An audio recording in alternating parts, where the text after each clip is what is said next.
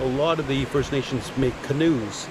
So basically they'll take a full log and then just start to use an instrument like this with a wooden handle and a piece of metal with a curve on it. And they call it an adze. So traditionally they would take this adze and just keep hollowing out this log. Then they would take again other instruments and cut the shape for the canoe. So you could make canoes out of them. You could see some of these students out here have taken on, tasks of making paddles. So you can make paddles out of them. So that once you get your canoe made, you can make your paddles. And the thing about these is they're very light, but they're very durable, very, very high intensity.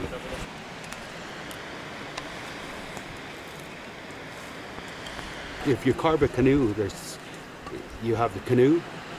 You'll need something to get the water out of the canoe, so you have a baler. Bring your baler over, Gerald. Bring your balers over. Yeah, I just showed these guys the idea of balers, right? Right? And this is the first one, which was a little bit on the difficult side. This is probably the second one, which is good, not too bad. So these are balers, right? So these ones have to be attached so they're actually more attached.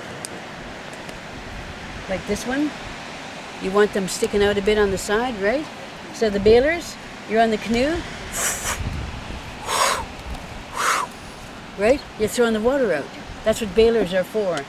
This is his third one, so he's getting there.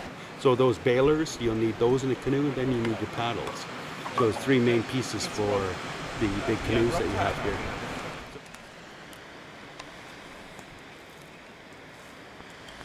There's not too many seagoing canoes. There's there's various canoes. They have river canoes, they have the racing canoes, then they have the seagoing canoes. Seagoing canoes are the very large ones that you used to build to go do trade, because you travel hundreds and hundreds of miles and spend many months on them. So those ones would have to carry a lot of resources and a lot of bodies to get them around, and then you had to make sure that you had places to beach them, because they're such large vessels. To get those onto a beach, you had to have enough people to get them far enough up.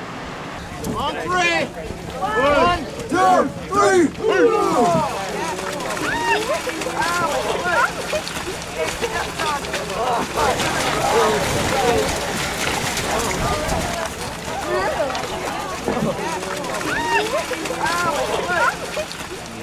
There's a program that runs every year in our territories here and into the US. It's called Tribal Journeys. So there's a few of the big cedar canoes still used for that, but for doing trade, not a lot of that is done anymore. Everything's on vehicles and all the contemporary equipment that's used.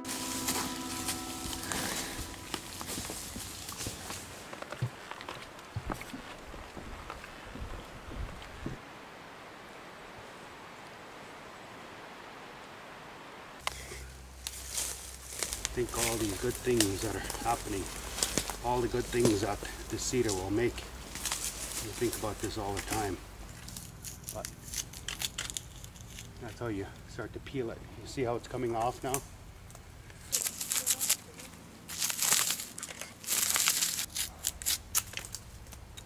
There's your bark. Oh.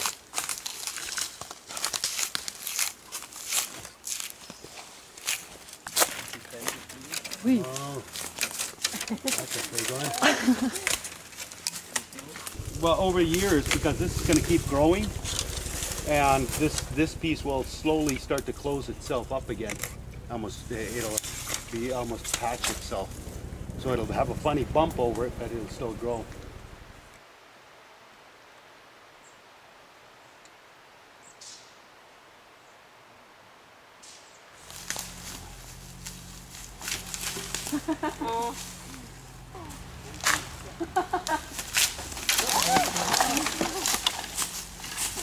So He's got big muscles. there's a big piece of bark for you. So we go in the bush and we take off the bark, right? So you take all of these strips, right?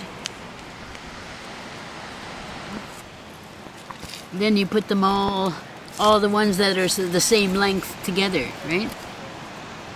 So then you can take these and do a number of things, whatever you need. Flo was needed some rope. He probably needs one more or two. Needed some rope, so I'll take a couple of these, twist them together to make rope, right?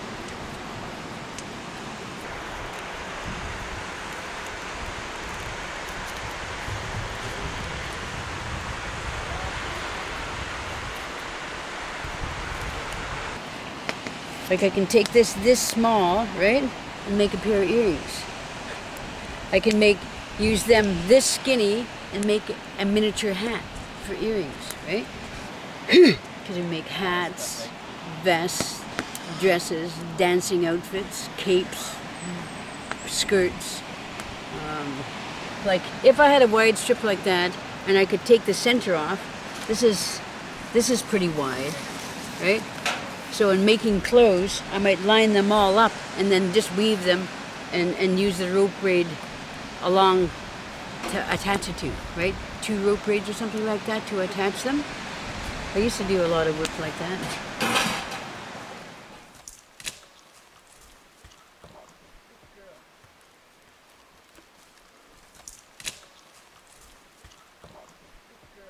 You see the color differentiation? This one's yellow cedar. This one's red cedar.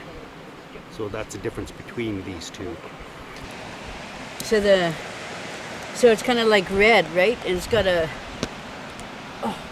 super rich smell. It's red cedar.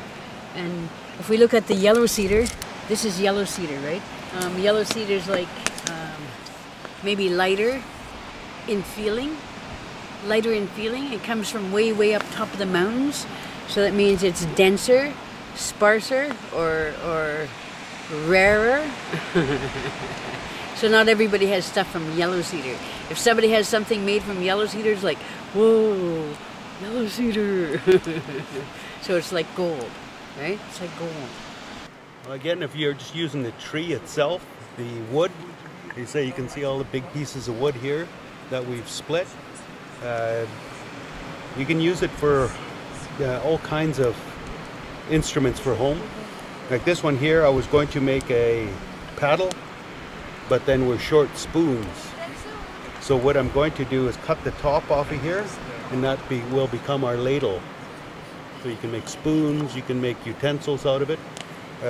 Because again, it's so durable and light, you can cut planks out of it, you can make homes.